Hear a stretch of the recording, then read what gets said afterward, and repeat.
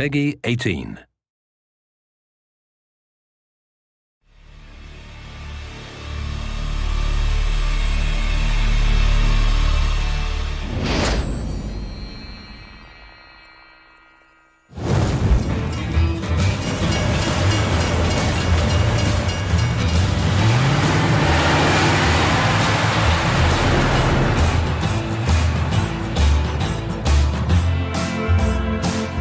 The ambition with the cutscenes is to make every single scene interesting enough in itself as something that the player would want to see. You can watch them, you get like an introduction to the level, you understand the characters a little bit more, and then you go on with the game.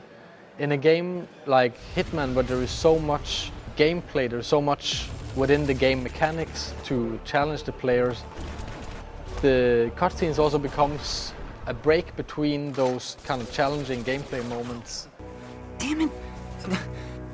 Mr. Dexter is not someone that you want to mess with. I think cutscenes are getting better and better. They're actually much, much better at using the language of cinematography and of like movie storytelling and making compelling stories and characters. And this is just a natural evolution in games to lean on what we've learned from cinema. We're actually treating it like a classical movie. We're trying always to have like these, really slow dolly moves and shooting from outside the doorway into the room and trying to have this like subtle treatment of it, and it actually works really well. We have like an awesome team of animators and environment artists and lighting and comping and the composers and sound designers. I mean, a lot of people are working really hard on making them. All right, what is it worth to you? Name your price. If they convey a sense of motivation to play the game, and we've taken a lot of care to add that to Hitman Absolution. It's all well and good to be given a task to go and you have to take out a certain target, but if you can apply an emotional reason or a really solid motivation to do that, it just makes it more enjoyable and a lot more fun to play. Now listen to the city. If anyone mentions the girl, you know what to do. I'll call you.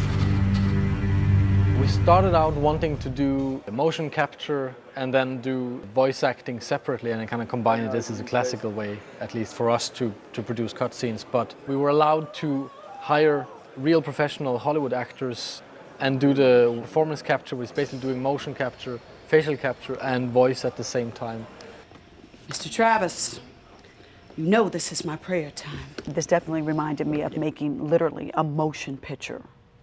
And that it's like very beautiful, very clear, and I think that it's a wonderful aspect that they've added to the video game. The basics of motion capture is that we have a series of cameras placed around a room and they record optically these little markers that are placed on actors.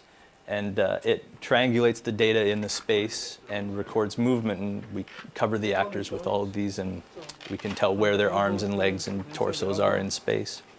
And that gets applied to the skeletons of the characters. Where performance capture comes in is similar, but on a far more subtle level. We had a helmet-mounted camera and used that as reference for keyframing. You have to marker up the face.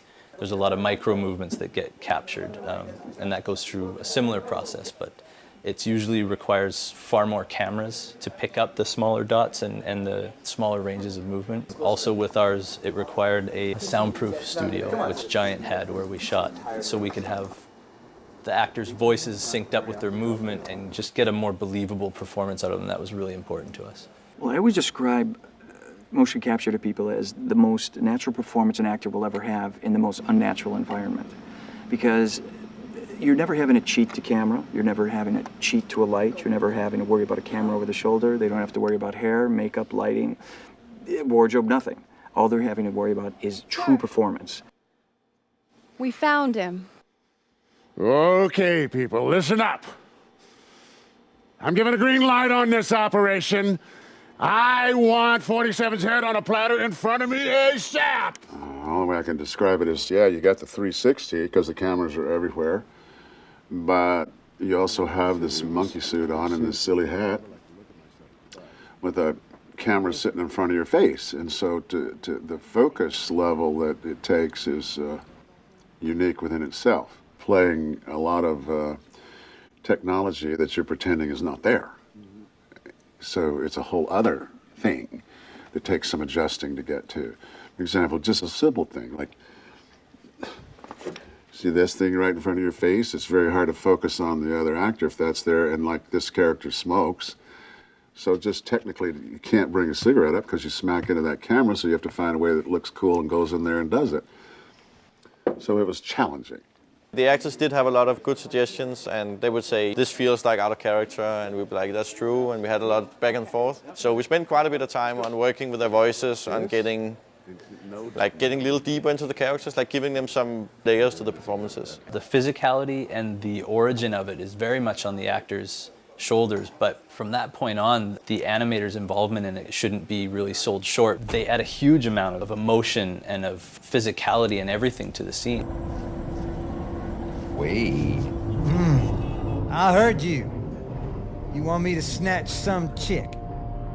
Man's gonna call you, tell you how to find her. There's a convergence where the line between cutscene and gameplay is blurring, and it's a major goal for a lot of AAA games is to have it as one fluid experience and not take the user out of the gameplay and really immerse them in the story and the characters and the universe that we've created.